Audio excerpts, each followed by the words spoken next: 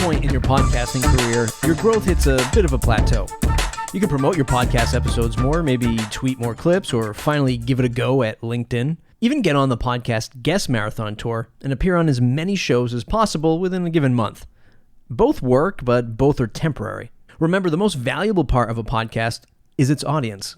You want to create content that serves them and provides value with every episode. Encouraging community that surrounds your podcast is a sure bet to extend your chances at increased podcast listenership. Sure, community building takes as much effort as it does to build the podcast, but luckily we have a great guide with us on that journey today. Michelle Frechette, the head of customer success at GiveWP and also the podcast barista at WP Coffee Talk, has agreed to share her experience at building communities everywhere she goes. A marketer at heart, a podcaster, and someone that knows what it takes to invest in a community. You're listening to The Audience Podcast, your home to stories and lessons for podcasters looking to take their show to the next level, for people just getting started with podcasting, to brands and celebrities monetizing their audio experience. The Audience Podcast has it all. Never miss another show by subscribing at castos.com/subscribe. That's castos.com/subscribe. Let's talk to Michelle. I refer to myself as the Pollyanna do-gooder of the community, because if I can help somebody, that's what I'm trying to do. So in my day job, I'm helping people. I'm helping nonprofits around the world. In my volunteer efforts, I'm volunteering with WordPress, I'm working on my own podcast, and then also volunteering with Big Orange Heart. And so, and I always tell people my DMs are always open. If you need a resource, just hit me up through Twitter, and I'll do what I can to help. And the common thread, I guess, at all the brands that you appear at is a fundamental community. I mean, WordPress has a massive community, that's for sure. Big Orange Heart has a pretty big community, and you're building your community through the podcasts and various YouTube stuff that you do. At what point did you realize that every podcast should have a community attached to it? If I can even say that. My words, not your words, but you get the gist of it. I think sometimes you learn as you go, because you don't even know what you're doing when you start. So like when I started my podcast, it really was an exercise to see, do I know how to do this? Can I figure, if I had been freelancing for years, like if I had a customer who said, hey, I want a podcast, would I know how to help them? And so I thought, well, what would be a good title? And I was like, oh, WP Coffee Talk is available. It's just a couple friends having coffee. And so I do build websites, but I traded work and had somebody else build it for me. And because I was coaching at the time, I coached her, she built my site. And then I was like, I did what you're never supposed to do. I launched on a Friday, threw it all out there. The site was up for a little while, and I was like, gosh, I probably should have a Twitter account for this so people would know about it.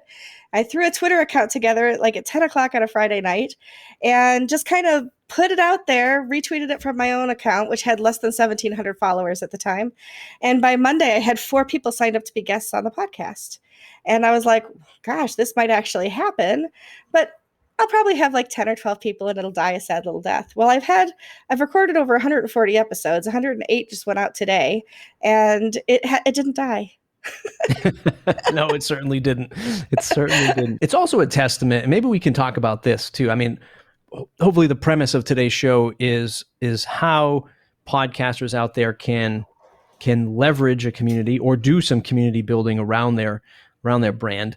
In fact, in the 3-part series I did about marketing your podcast, that is one of the most fundamental things I think we can do. Before we get to that, how did you were involved in a community, right? Which is sort of the inverse of looking at it. You're a podcaster, you start a community, it can help prop up your own efforts, but you were engaged in a community. Do you have any thoughts about how you can just break the ice for people listening? Like I tell people, jump in Facebook groups, jump in Slack channels. I know there's so much noise, but find 1 or 2 that you can really break into. Do you have any advice for folks on the fence about jumping into a community to build awareness for themselves? Well, I think the most important thing is you have to find the community where you're passionate, right? So if there's a need somewhere for a podcast about pottery, but I'm not a potter, that's not the space for me to be, right? Or I I just bought a kiln and I want to get into this, so let's podcast. That doesn't make any sense. You need to at least be passionate about the area. You have to have some knowledge about it. I'm not a developer, and yet I have a WordPress podcast, but I don't have to be a developer to ask developers questions. I don't have to be a developer to reach out to developers. So, but you do have to be engaged, and you have to be passionate about that community that you want to engage with. So that's the first thing. And then you kind of do have to find where those people are, right? So whether it's a Facebook group, whether it's a Slack group, or even if it's finding Twitter hashtags that make sense, right? And looking to see where conversations are happening. If you want a podcast about something that nobody's talking about, you're probably going to have an uphill battle to get engagement. If you can figure out what people are talking about, you're passionate about it too, and you can invite others to be part of the conversation, then that's really the win-win for everybody, because you're able to build the community around that space if you can engage people properly around it. Yeah. And that goes to podcasting itself too, because so many people that you might be listening to this episode right now and thinking, boy, I don't really love the topic of my podcast. and that is going to be a huge thing, because sometimes we look at podcasting like, I want to do that too. I heard there's gold in them Nar Hills. Well, if you don't love the podcast topic that you're talking about, or you've forced yourself to talk about something because you've seen like success from someone else, that's a big red flag, right? Mm-hmm. And you love WordPress, which is why you have a WordPress podcast, right. I'd imagine. And even more than love WordPress, I love the WordPress community. So my podcast is different than a lot of other podcasts in that I have prescribed questions. I ask every single guest the exact same set of questions. It sounds like it could be boring, but think about it. You and I will always have different answers to the same set of questions, because they aren't like true false. It's not multiple choice. It isn't an exam, but I ask people like, how did you get started? What's something you've learned? Who's somebody that you admire? And the conversation flows around that set of questions. And so I call it my podcast, The Great Equalizer, because I can ask somebody who's just started their first WordPress website and they could come in and answer all those questions. Or I could interview Matt Mullenweg, who was one of the founders of WordPress, and he's answering those same exact questions. And no matter who you are answering them, somebody else can learn from what you have to say. And so that builds community right there, because people are listening to see, well, what did this person say was the biggest mistake they've ever made? Or what's this person's hidden talent? And learning some of those things about people. But even bigger than that, I think, was that I didn't just start locally. I opened it up all over the world. And so I'm interviewing people literally from all over the world. And I have people from India telling me all the time, you're one of the few podcasters who invites people from India onto your show. Because everybody else is like pretty much America. They don't want to like open up their hours to people that are 13 hours ahead of them or something like that. But I'll meet people on a Saturday. I'll stay and work late or come in early, those kinds of things to meet people. And that's how you build that community, is by being open to not just the community that is convenient, but the community at large, and being able to hear people's inputs and getting the diversity and the representation there too. We're marching down the road to discuss community and the value of it all, but let's just veer off just a little bit. I'm interested to learn how and why you form the show with a certain set of questions. Always interested to learn how people run their interviews or their story arc. So how did you end up on the certain set of questions for everyone? And I want to hear the pros and the cons between it. So I love Inside the Actor Studio with James Lipton. And at the close of that, he always asks the same set of questions. If God exists, what do you want to hear him say when you go through the pearly gate? What's your favorite sound? What's your least favorite sound? So he has this series of questions that he always asks everybody. And I love the fact that he could ask somebody who was a TV show, like somebody that acted in Friends, or he could ask somebody like Laurence Olivier, and they're all answering those same set of questions. And since I'm not a developer and I didn't know how to form conversations around things like developer topics and things like that, I really wanted to keep it community centered so that I could ask a question and a developer could give a developer answer, or I could ask a question and somebody who's just learning WordPress could give their answer, and they all are just as valid as everybody else. And so the idea, like I called them the rapid fire questions at the end, like we did the deep dive. In the middle, we kind of talked a little bit about your business or your niche, and then I do these rapid fire questions where I always say, I'll ask them rapidly, you can answer them as quickly or as slowly as you want. And it's really fun to hear some of the different answers that people have given over the year for the different questions. One is like if you couldn't work in tech, What job would you like to have, or what something you might like to attempt? And I've heard everything from teacher to Uber driver to waitress to chef to everything in between. And so it's just really fun to hear people in our community talk about things that aren't always WordPress related. And you're a marketer at heart, so I guess one advantage that you might already deploy with some of your marketing, your branding stuff, is with this, you have all the same questions, which means you can gather the answers and have like the top 10 of XYZ question. And you can actually start to build out almost like a little database of, hey, do you want to know, you come to my website and just listen to this answer for this particular question amongst my 100+ interviews, which is really cool. No question. They're just kind of cool. It is kind of cool. I actually wish that I had started writing them all those answers down to those kinds of things. Like when I asked, like, what are 2 or 3 must-have plugins that you'd recommend to somebody building their own website? I wish I had written down all the answers up to over 140, because now I have like 140 hours worth of podcasts to go back and listen to glean out information. Unless somebody wants to intern with me, in which case, let me know. I will set you up. I'll tell you, I switched to using Descript, the app, the audio editing app, Descript. It turns all of and you edit the audio through text. And that would be a tremendous tool for you, because then you can just search, go into each episode, just search for that same question, grab that answer, make your life really easy on that editing front. Just need a couple of months to actually go through 140 episodes and do that with. I guess that too. That too, for sure. But yes, it's a very great tool. Let's get back to the community. Since you've interacted with so many different brands, Big Orange Heart, of course, GiveWP, and building your own presence, do you have a different strategy at all on how you approach community building for any of these brands, given that maybe the demographics are different and the goals are different for podcasts and communities against all 3 of these brands? Do you have a different playbook for each, or is it all largely the same sort of thought process? It's really different, because for Big Orange Heart, we're mostly communicating as a community on Slack. And then, of course, there's Twitter for everything. For GiveWP, we have a Facebook group, and we're talking there. And in the customer success office, we actually call our customers. We get on Zoom meetings with them. We're interfacing with them on a regular basis, showing them how to use Give, asking them how things are going.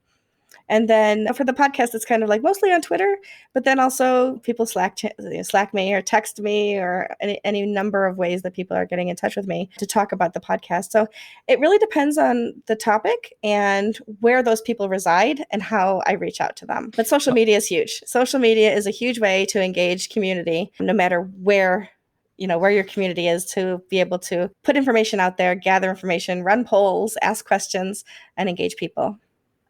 I'm going to ask you a selfish question, because I help folks here at Castos to be successful with their podcasts. One of the efforts that I've deployed is an academy. So academy.castos.com. If you're listening to this and you haven't jumped into the academy, it's completely free. It's a bunch of lessons about podcasting, how you can become a better podcaster, a bunch of resources there. But one of the things that I'm looking to do next is roll out a online, if I say what it is, it's going to reveal what the app is, and I haven't decided 100% yet. So I'll say it's an online forum. It's not as archaic as that sounds. It's a lot nicer than your typical forum. I just don't want to say what it is yet, because I'm unsure if I'm actually going to go through with it. But I'm going to deploy this online forum.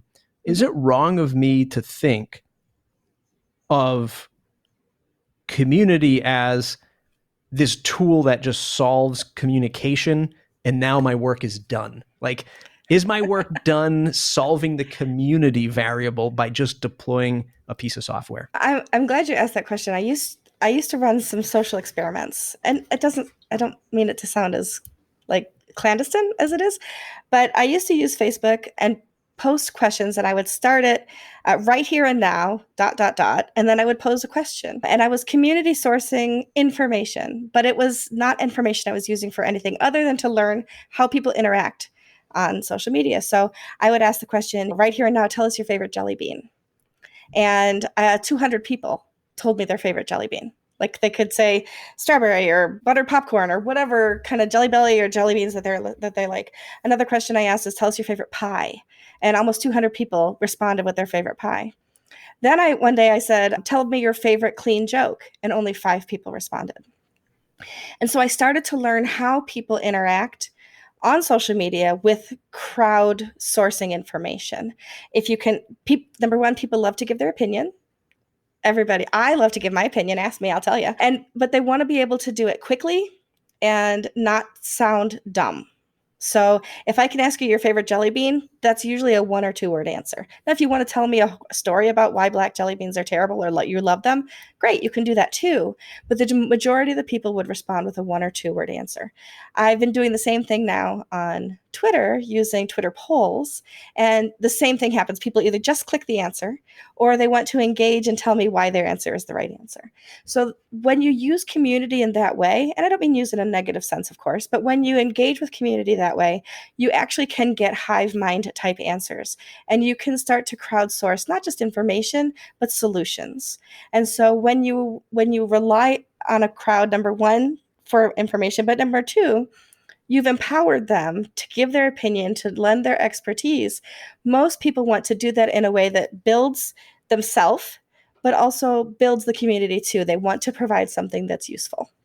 Even if it's their favorite jelly bean, like, oh gosh, 170 people told her, I got to tell her mine too, so she gets good information, whatever it is. So if you can find people to engage in a new forum, for example, and it's the right people and everybody has the goal of the common good, then it's a great thing. Yeah. Yeah. No, that's awesome. That's awesome advice. It's funny that you say that, because we manage, and this started well before I started working at Castos. Craig, the founder, had started it, I forget how many years ago, but it's the Podcast Hackers Facebook group. There's 2,400-ish people in that Facebook group. And it's fine. It's fantastic. There's a lot of newcomers there. Every now and again, I'll see veteran podcasters really giving some deep dive advice. I try to dive in there and give some deep dive advice, and recognize that I said try, because it is so difficult in this room of 2,300 people that I don't have a connection to. It's not like I looked at everybody who applied. There's no real application process to really speak of, other than like your standard whatever Facebook questions that they give you. 3 questions, Yeah, like the 3 questions. Yeah. And typically what I'll do is, like, if you didn't even answer one of those questions, like, I'll be a good steward of my content, then you don't get approved. Like, that's baseline. Like, you can't even hit yes or no on this. You're probably not going to do good in here. Which leads me to, like, and I think you started to allude to it, is how do you drive people to have meaningful conversations? Or is this just the challenge of humans? Like, how do you get 2,300 people into a room, 20 people into a room, 200 people into a room online, and say, go ahead, have meaningful conversation? Like, how do we actually do that? Or is it just difficult? Obviously, it can be difficult. And if you don't have somebody in there shepherding the community, then it's going to die. It's going to just be the quiet place that people just forget even exists. So I do what's called priming the pump. I'll go in there and I'll add polls, or I'll share information, or a story that I found on the news that's pertinent, or something interesting happening in the community, or just ask questions that people can answer, again, quickly or not. Even sometimes, so for the Give community, for example, I might say, what word do you have on the link to your donation page? Because some people put donate, and some people put give, and some people put contribute or support us. And just little things like that get people to interact. But one of the most important things to remember is that just because people aren't interacting doesn't mean they aren't paying attention. So you could have 2,400 people, maybe 30 of them are active, they're answering questions, they're posting in there. Probably 200 other people are actively listening and watching, and then another 2,000 people are paying attention when something kind of piques their interest. So we used to call them lurkers. I don't know if we still call them lurkers. It sounds kind of shady, but the truth is that you can be a part of a community without actively engaging in conversation for any number of reasons. You don't feel that you have something worthwhile to contribute. People are answering things that they took my answer, kind of thing. And so just because you've built a community that a lot of people are quiet in doesn't mean it's not worthwhile. And it doesn't mean that those quiet people aren't also paying attention.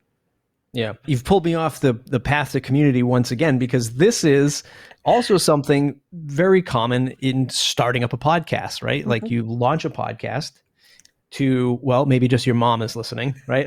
And then there's like your mom's friend, then your mom's neighbor. And all of a sudden I've got 3-4 people listening to my show. This is the same kind of thing, right? Where as the person who might be like priming the pump or putting out content in a community, Mhm. and you're kind of discouraged in the beginning because you're like, why isn't anybody doing anything? Like, I'm asking Right. questions. Like, I'm trying to engage here. And the same thing happens for podcasters, right? They put out an episode.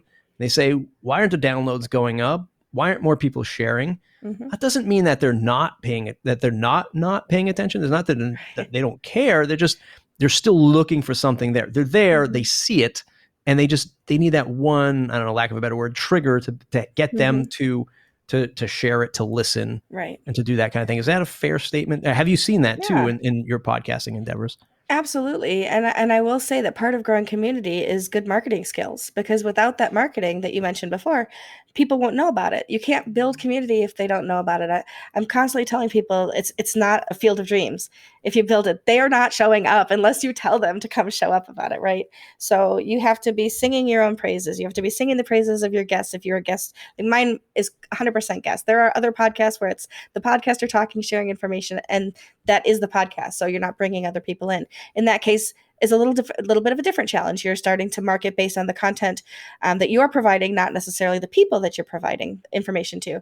But in my case, every single person that comes on is anxious to share that episode with the people that they know, and so it starts to grow that way too. I had somebody on who he was very new to the community, and he says to me, "My mom can't wait to hear this," and I was like, if I can make your mom's day, to somebody in the UK, I was like, if I can make your mom's day, then we're all good. And he shared his episode so much that it's one of the most listened to episodes, because he Yeah. was so excited about it that he put it out through his social network. And that's what I find works really, really well. People who are hesitant to share information, you cannot be a wallflower. You cannot hide yourself under the bushel, or whatever those different words are. That you have to be able to put yourself out there, sing your own praises. Even if you have to fake it till you make it, you absolutely have to put it out in a confident way. I come across really confident. I deal with anxiety on the regular, and sometimes it's a matter of just kind of pushing myself a little bit harder. Or now I have accountability partners that'll be like, you didn't put out an episode, you need to do that, and get those things going. Because if it's just left to my own devices, sometimes things aren't going to go the way they need to go. So I have to hold myself accountable. I have to have other people holding me accountable sometimes. It really does take a village in some cases. I know most people think that to start a podcast and build that community, you have to have really good equipment. The equipment, and I'm sure you've said this before too, yeah, equipment's great. If you can sound good, that's fantastic. But the first thing is just do it and get better equipment as you go. But build that community, start talking about what your purpose is, and get the information out there. I feel like I'm sitting on the psychiatrist's couch right now, getting a nice therapy session, because in my internal meetings with launching this new quote unquote community tool, this particular tool has different price points with all these different features, and you look at it and you're like, ooh, like I would love to have that feature over there that has its own like whatever custom app that people can download, and like whatever, all these different features that it has with it. And then I started to think like, wait a minute. I don't even have people logged into this thing yet. I have nobody engaging in this new community yet. It doesn't even exist. And there's all of these other things I have to do, like you said, to market this stuff and get it out there before I even spend money on it. Like, why buy this fancy thing when I don't even have 10 people in a room yet having valuable conversation? It's very important to keep us grounded, I think, just to not spend money foolishly, but also not get allured to or attracted to other fancy bells and whistles that really don't make a community any better at the end of the day. One of the things that we'll go back to building the community. One of the things that is important is, you said, accountability and keeping people on track. Like, again, back to that priming the pump, getting people to stay committed to doing this stuff. Do you have any other tips and tricks that you deploy to keep people accountable, or to surface up some of those awesome community members that might want to lead the charge for the rest of the community, moderators and things like that? If you can find cheerleaders that want to support your cause, those are the best people to pull in. So there are people who don't want to be podcasters, but love what I'm doing and want to help me move forward. And so sometimes that shows itself in the form of a sponsor, and people just want to throw money my way, which, okay, that's fine. It always helps. But most often, so some of my sponsors are my biggest cheerleaders, and they're constantly like, they're retweeting me more than I'm retweeting me kind of thing. And they're talking about me and my podcast and building my brand even more than I am. And so it's really nice when other people sing your praises more than you having to stand on the soapbox and sing your own praises, right? So if you can build community around you where some of those different community members might have different roles, that's even better. So I have somebody now that's joined me who's managing social media because I do so much in my day job that my own social media was falling behind. And so she's helping put out older episodes and renew, interest in, oh, wow, that person was on there when you first started. Well, that was 100 episodes ago. And so having her on there, and we use an app. Some people use Asana or Trello. We're using Todoist, and that is something that we can share. We can assign tasks to one another. And if I'm behind, she'll put a little comment and I'll get a little email that says, hey, did you do this yet? And so it's a good reminder for me to keep on those things that I need to keep on to keep things moving forward. But also she really upped my game. She knows social media way more than I do. And so she hooked me into tools and things that we can do that will make it a lot easier to manage. And so if you can find those people in the community to work with you, whether you're paying them, whether they want to volunteer, whatever it is, somehow find a way to appreciate them because people like to be appreciated for their work, then I think that you can actually move yourself forward even more.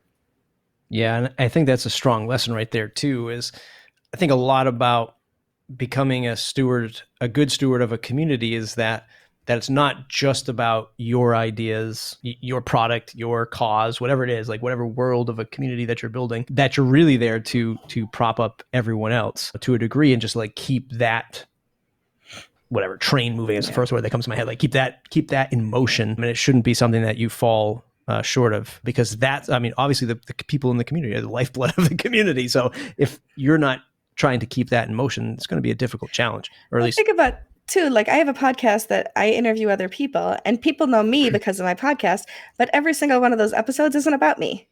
Every single one of those episodes is about somebody else in the community. And so even though it's like, oh, wow, you've got that podcast. I know your face. I know your voice. I know all that.